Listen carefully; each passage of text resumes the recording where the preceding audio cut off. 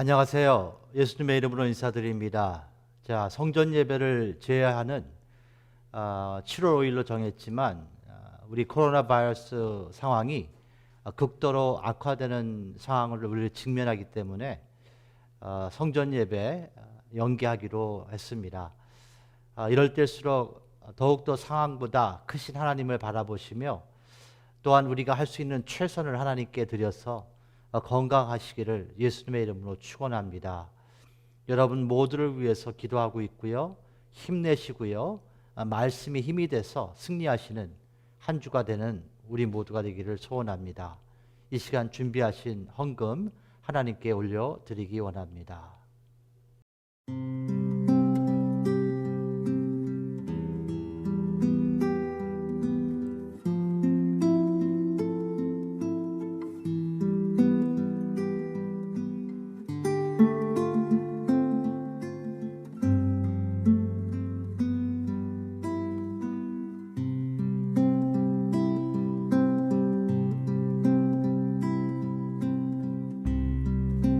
아버지 나의 하나님, 말씀하시는 하나님, 나의 길 기도하오니 나에게 말씀하소서. 사랑하는 내 아이야, 두려워하지 말아라. 내 길의 모든 범사가 기한과 때가 있단다.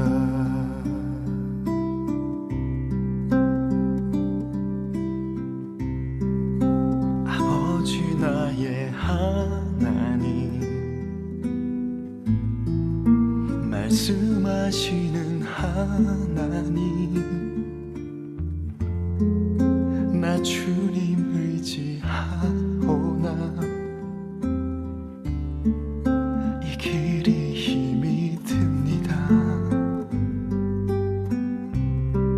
사랑하는 내 아이야, 두려워하지 말아라. 내가 어디로 가든지 나 너와 함께하리라.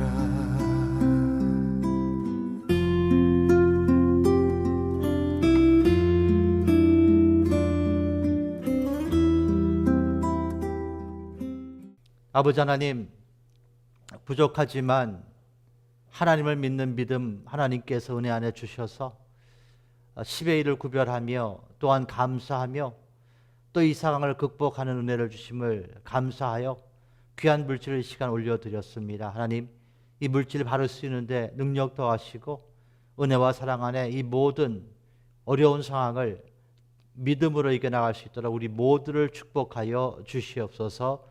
감사드리며 예수님의 이름으로 기도합니다. 아멘.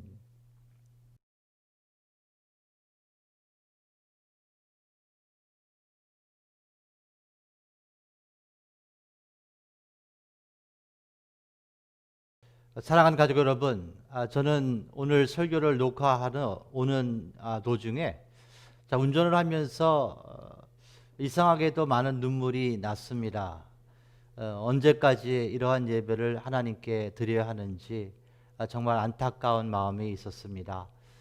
정말 이 상황을 우리가 잘 이겨나갈 수 있도록 믿음을 허락하시고 특별히 오늘도 말씀을 붙잡으시고 우리가 하나님의 백성으로 빛과 소금이 되므로 또한 믿음으로 이 상황을 이겨나가는 은혜가 우리 모두에게 임하기를 예수님의 이름으로 축원합니다.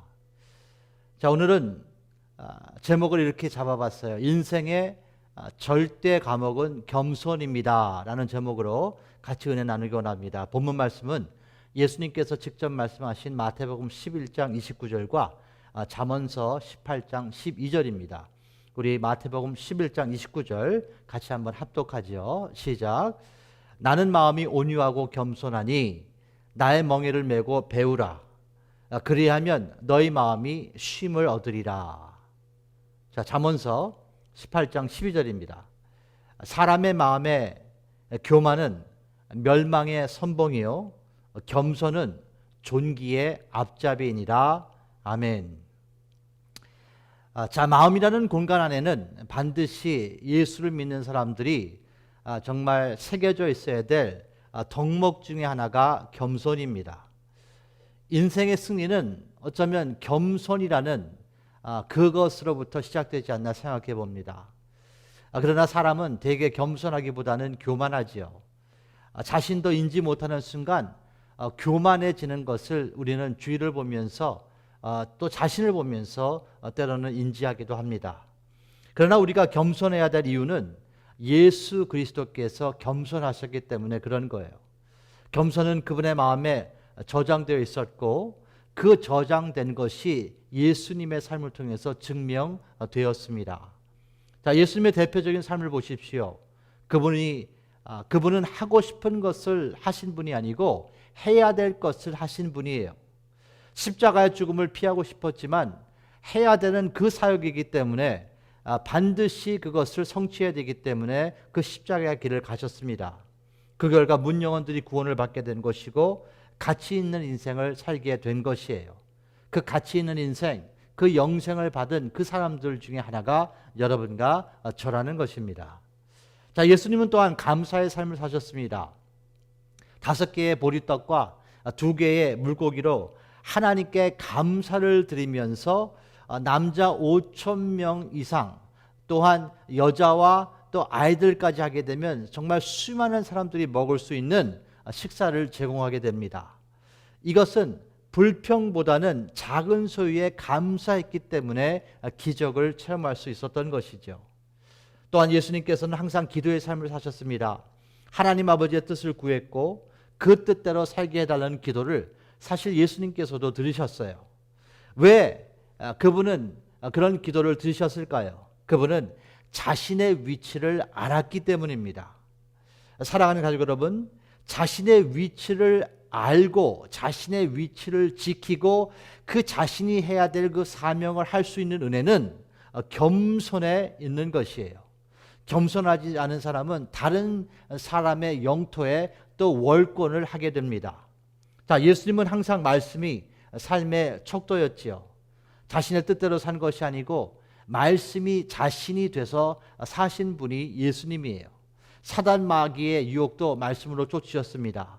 예수님께서는 말씀대로 태어나셨고 말씀대로 성장하셨고 말씀대로 십자가에 죽으시고 말씀대로 부활하시고 말씀대로 승천하셨습니다.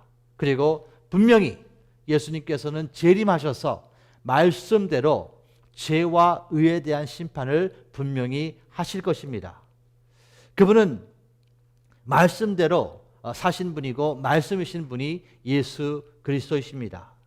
자, 이 같은 예수님의 모든 삶을 이렇게 본다면은 그 마음에는 그분의 마음에는 겸손이라는 덕목이 충만했기 때문이라는 것을 알 수 있어요. 사랑하는 가족 여러분, 겸손한 마음은 아름다운 마음입니다. 겸손한 마음은 감사하는 마음입니다. 겸손한 마음은 과분해하는 마음이에요. 겸손한 마음은 부족한 것에 대한 불평보다는 있는 소유에 감사하는 마음인 것이에요. 그리고 겸손의 반대말은 무엇일까요? 그것은 교만이죠. 불평은 교만에서 생산됩니다. 시기 질투와 의식, 비교 의식도 사실 교만에서 나오는 거예요. 지금보다 더 높아져야 하고 지금보다 더 편해져야 하는 그 마음의 불평이 교만에서 나오게 되는 것이에요. 불평이 넘치면 불행해집니다. 지금 살아있다는 것만 해도 감사하고 또한 예수님을 영접한 것에 대해서 감사하고 그러므로 영생을 받은 것에 대해서 감사하고 비록 우리가 어려운 상황을 지나갔지만 하나님께서 하실 일을 미리 감사하는 우리 모두가 되시기를 예수님의 이름으로 축원합니다. 이러한 마음을 갖고 있는 사람들은 현 상황과 상관없이 행복할 수 있는 것이에요. 환경은 무시할 수 없습니다. 환경은 무시할 수 없지만 환경 때문에 사실 행복과 불행이 정해지는 것은 아니라는 것이죠. 자, 대표적인 예는 아담과 이브를 보면 알 수 있습니다. 아담과 이브는 정말 완전한 환경에서 살았어요. 모든 것을 다스릴 수 있었고 모든 것을 누릴 수 있었던 그 아담과 이브였지만 그들은 불평했습니다. 그들은 행복하지 않았다는 거예요. 그들은 하나님과 같이 높아지기를 원했습니다. 마음에 탐심이 들어온 거예요. 그랬기에 그들은 사단의 낚싯바늘을 물은 것입니다. 유혹에 넘어간 거예요. 넘어야 말아야 될 그 경계선이었던 선악과를 먹게 된 것입니다. 선악과의 의미는 그런 것이에요. 하나님과 피조물, 하나님과 아담이 경계선이 선악과였다는 거예요. 하나님께서는 아담에게 모든 것을 허락하셨고 단 하나만 하지 말라 그랬는데 그것은 선악과를 먹지 말라는 거 아니었습니까? 그것이 경계선이었다는 것입니다. 그러나 아담과 이브는 그 경계선을 넘은 거예요. 즉 그들은 하나님이 되기 원했다는 것입니다. 그 결과가 어떻게 됩니까? 그 결과는 죽음이 이 세상에 찾아오게 된 것입니다. 자, 이런 이야기가 있습니다. 사람의 탐심을 채우려면 한 나라도 부족하다. 아니, 한 나라가 부족한 것이 아니고 온 세상도 부족하지 않나 생각해 봅니다. 진정한 행복은 탐심을 채우는 데서 있는 것이 아니고 탐심을 감사로 교체하는 데 있습니다. 그리고 그 교체의 통로가 무엇이냐? 그 교체의 통로가 겸손이에요. 겸손. 그렇습니다. 교만은요, 탐심을 낳지만 겸손은 감사를 낳게 되는 것입니다. 사랑하는 가족 여러분, 신약 성경을 보게 되면 헤롯 왕이라는 사람이 기록되어 있습니다. 그의 삶을 보게 되면 그의 교만이 극치를 이루는 것을 볼 수 있어요. 그는 자신을 높였고요, 자신의 권력과 명예를 유지하기 위해서 그 모든 방법으로 사용을 했습니다. 그는 한때 가이사라라는 지역이 있거든요. 거기에 원형 극장이 있어요. 큰 띠럴이요, 앰피티럴, 야외 극장입니다. 거기서 이제 연설을 하게 됩니다. 역사가였던 요세푸스라는 사람은 그가 연설했던 것을 이렇게 기록합니다. 그의 옷차림은 태양빛이 비치자 은으로 짜였기 때문에 그 옷은 찬란한 빛을 발하기 시작했고 그것을 바라보는 사람들은 기묘한 두려움과 경의를 느끼기 시작했다. 자, 성경은요, 이 요세푸스가 기록한 이 상황을 이렇게 기록합니다. 사도행전 12장 21절과 22절인데 헤롯이 나를 택하여 왕복을 입고, 그러니까 은으로 짠 옷을 입고 단상에 앉아 백성에게 연설하니 백성들이 크게 부르되 이것은 신의 소리요 사람의 소리가 아니라 하거늘. 이런 상황이 벌어진 거예요.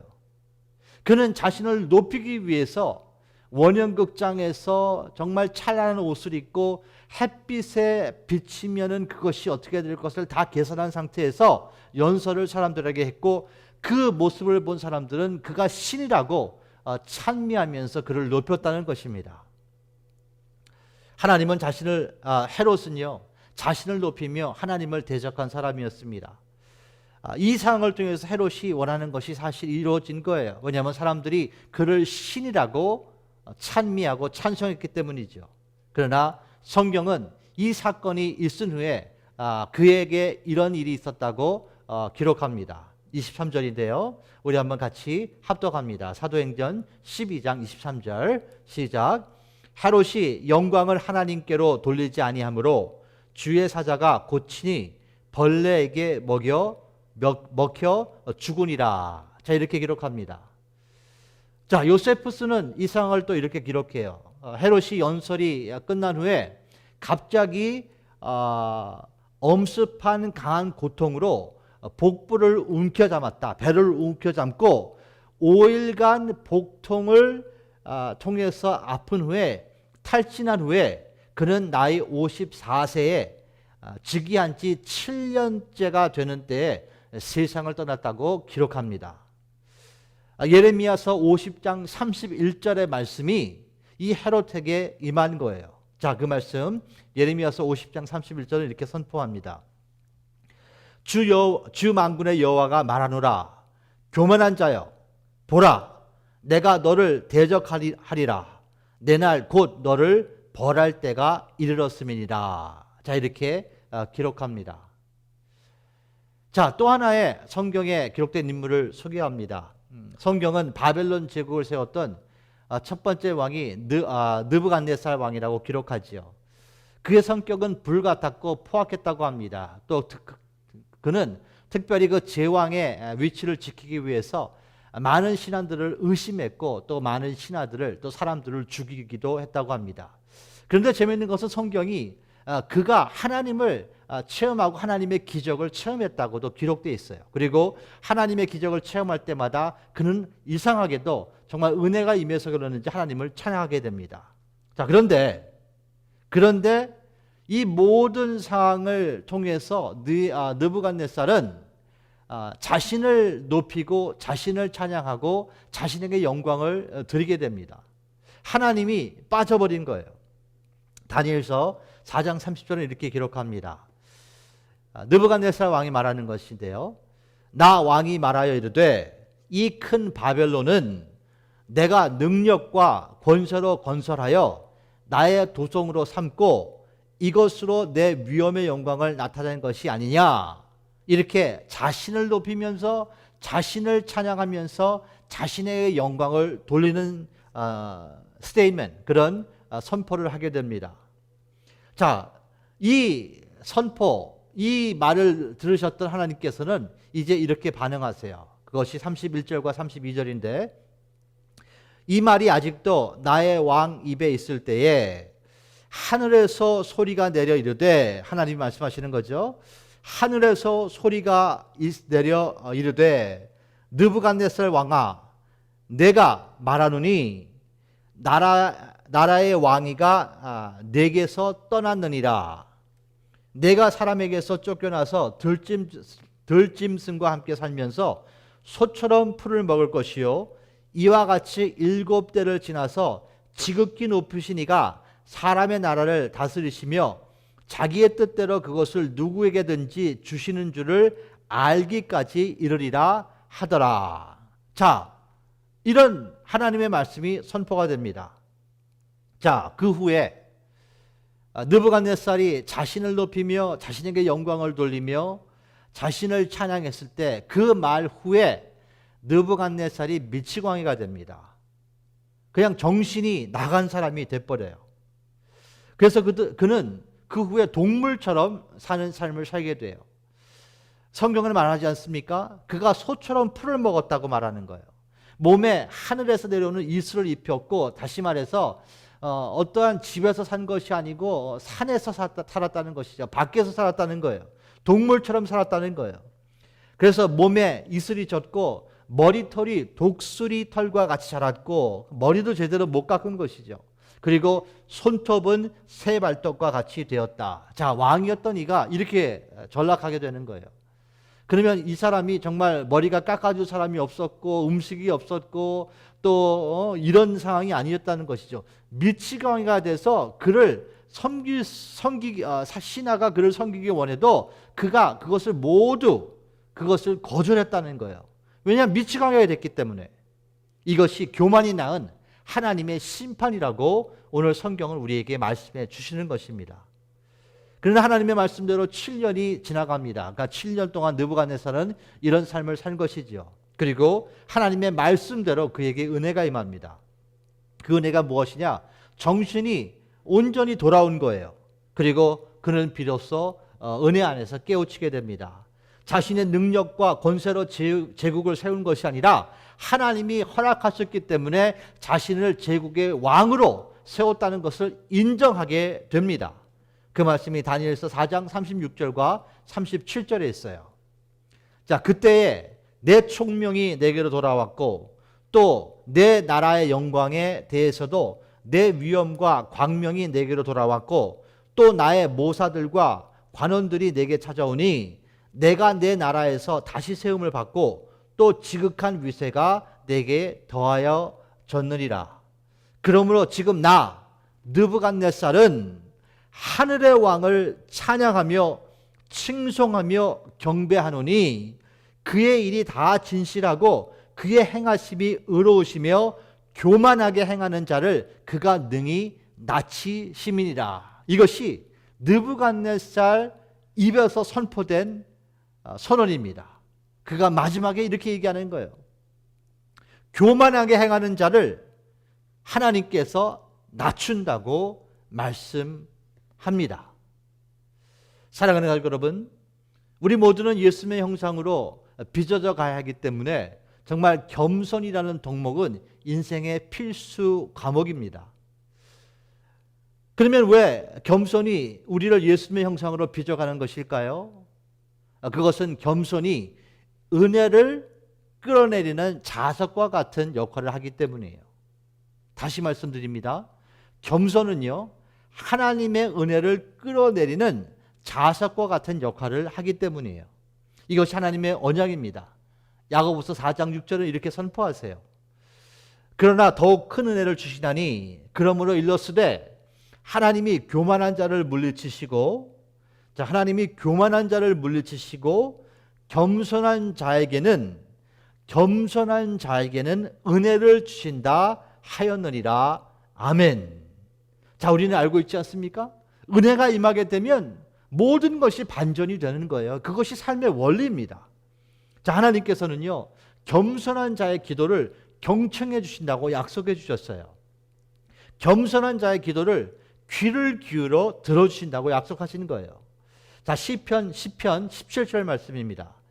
여호와여, 주는 겸손한 자의 소원을 들으셨나니 그들의 마음을 준비시키며 귀를 기울여 들으시고. 자, 이렇게 기록되어 있습니다. 우리 시편 17절 말씀 우리 한번 같이 읽으면서 정말 기도의 중요성을, 겸손의 중요성을 마음에 새겼으면 좋겠습니다. 우리 한번 같이 합독하죠. 시작.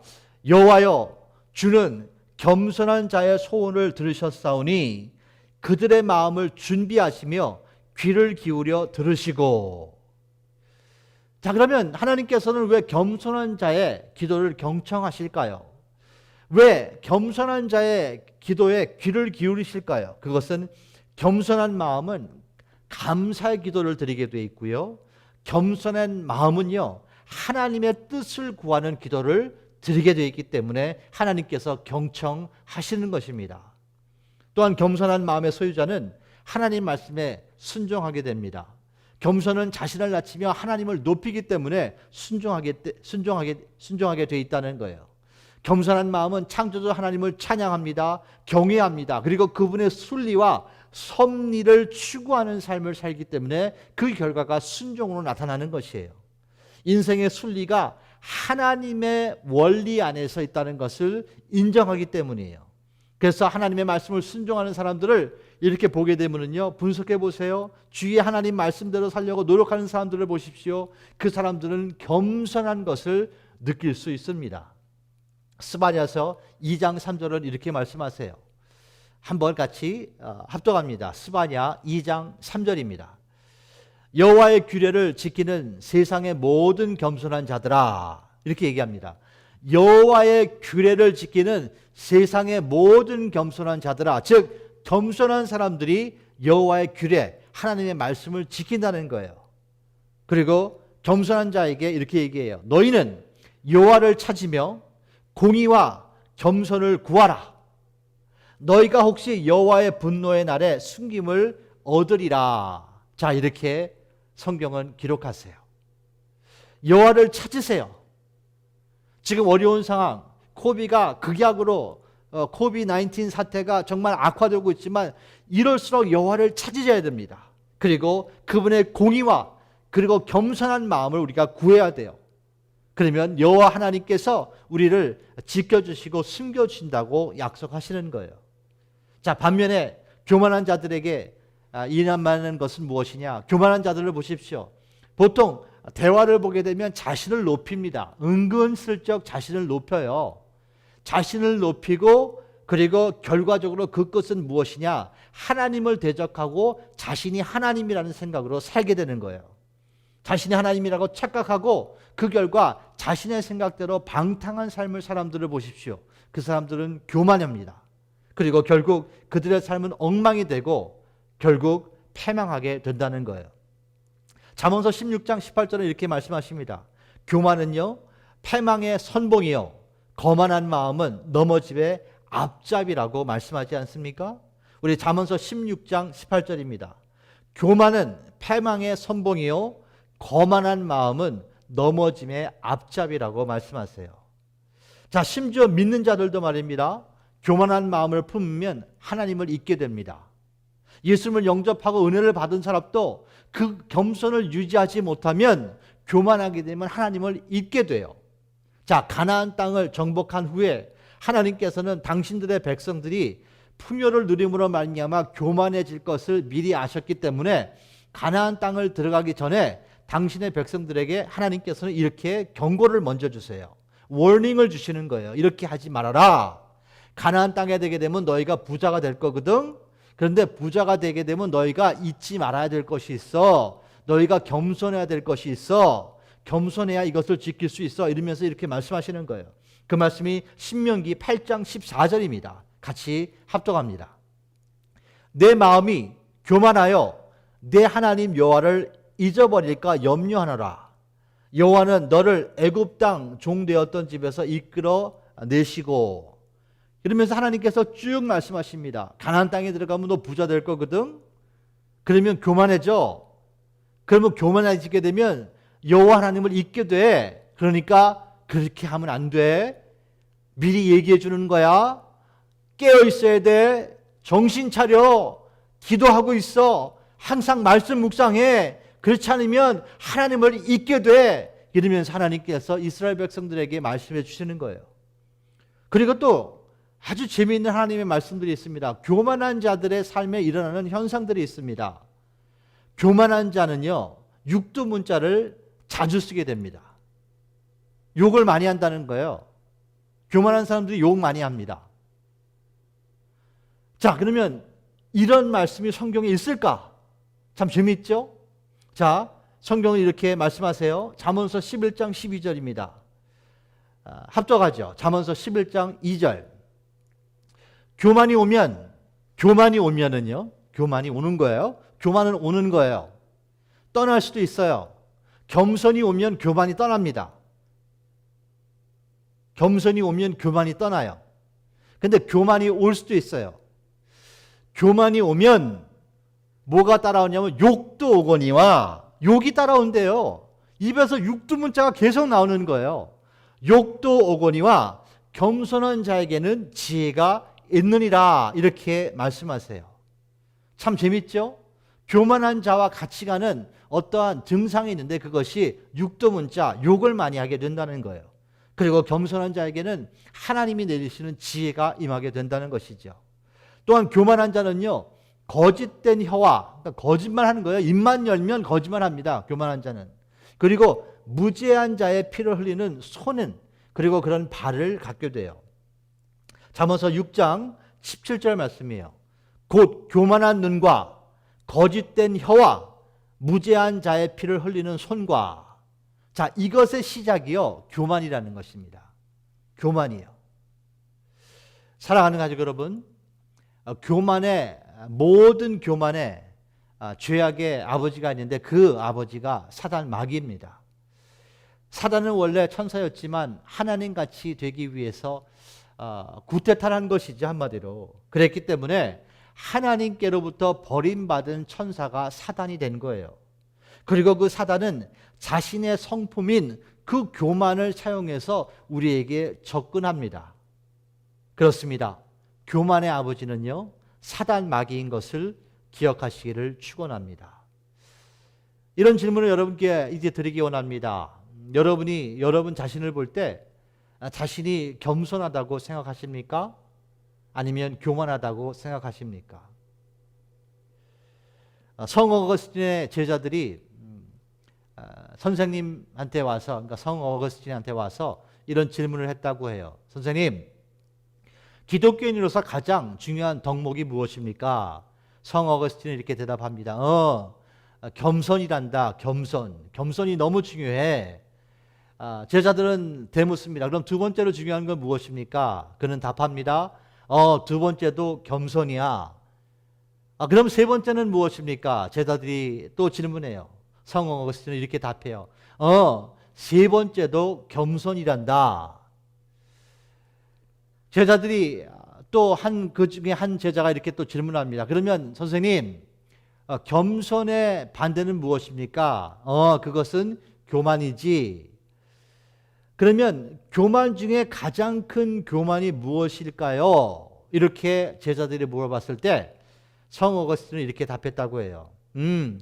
교만 중에 가장 큰 교만은 자신이 겸손하다고 생각하는 것이 가장 큰 교만이야. 그는 이렇게 말했다고 합니다. 자, 어떻게 생각하십니까?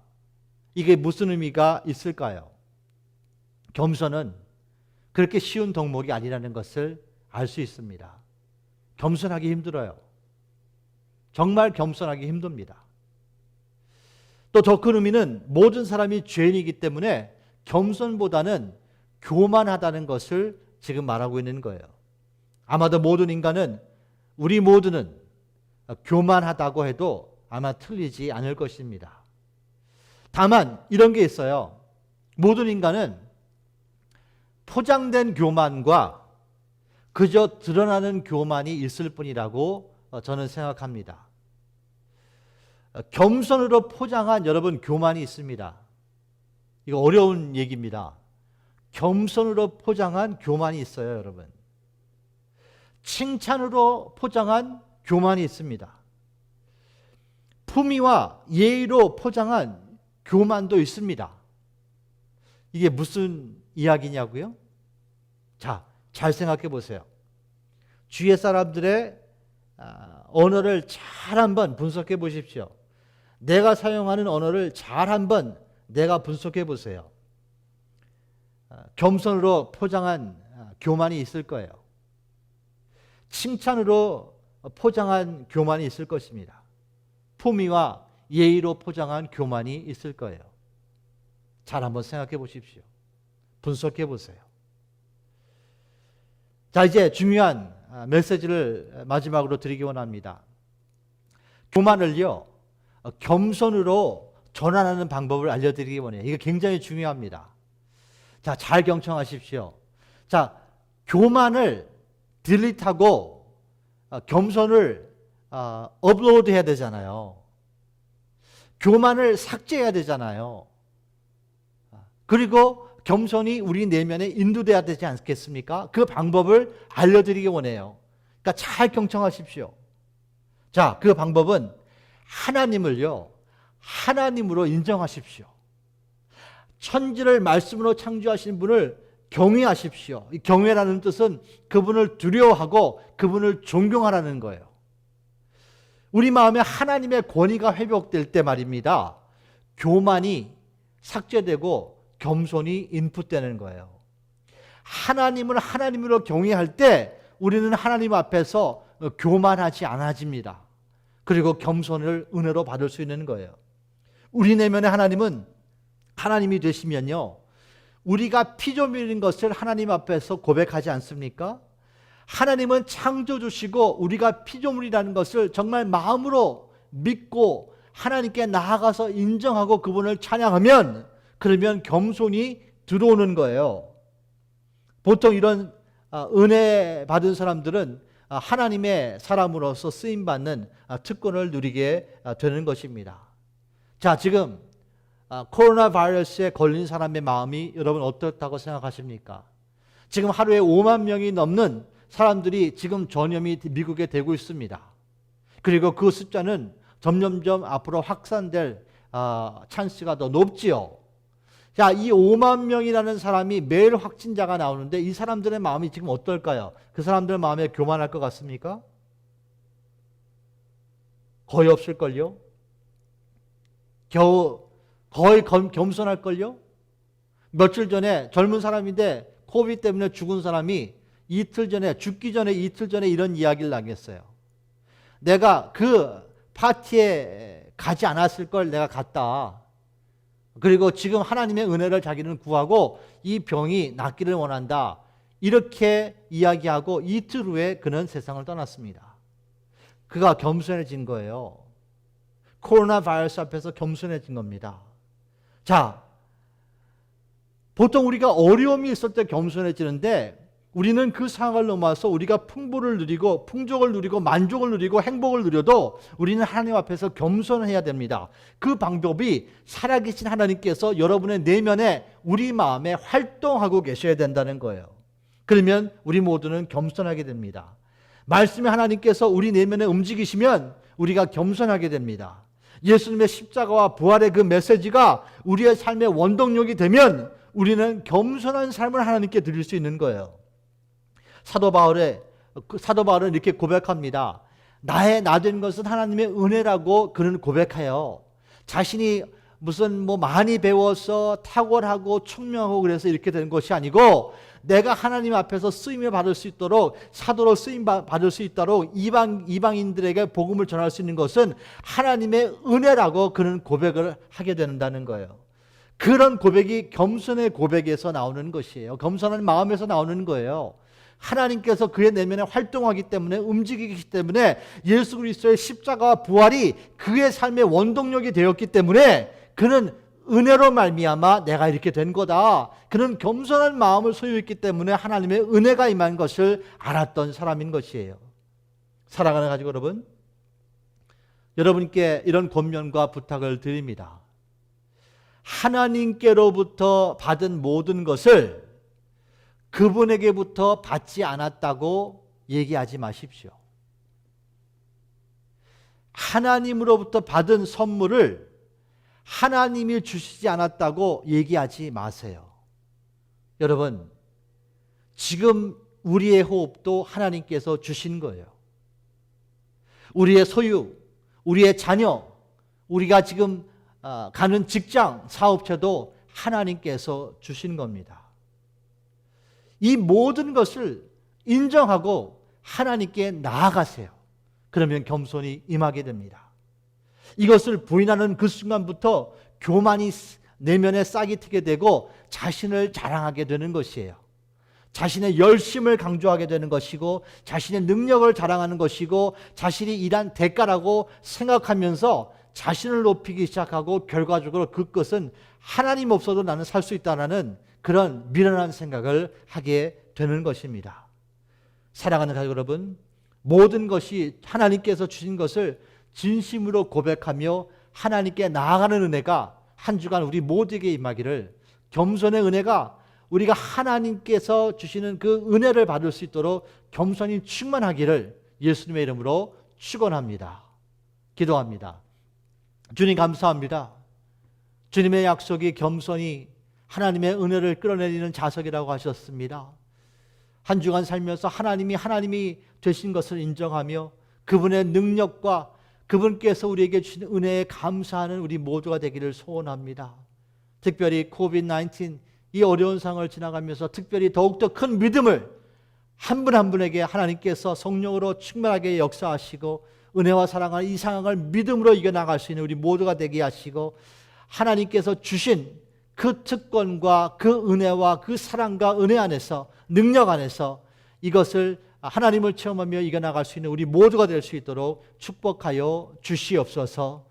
이제는 우리를 위해서 십자가에서 죽으시고 부활하신 예수 그리스도의 은혜와 그 은혜신 예수님을 보내신 하나님의 놀랍고 크신 아가페 사랑과 은혜 가운데 우리 모두에게 오늘도 말씀으로 다가오셔서 겸손을 허락하신 성령님의 교통하시가 역사하심이 이 자리에 있는 아버지의 모든 자녀들 위해 그들의 삶과 직장 위에 이 시간부터 영원토록 함께 하실지어다.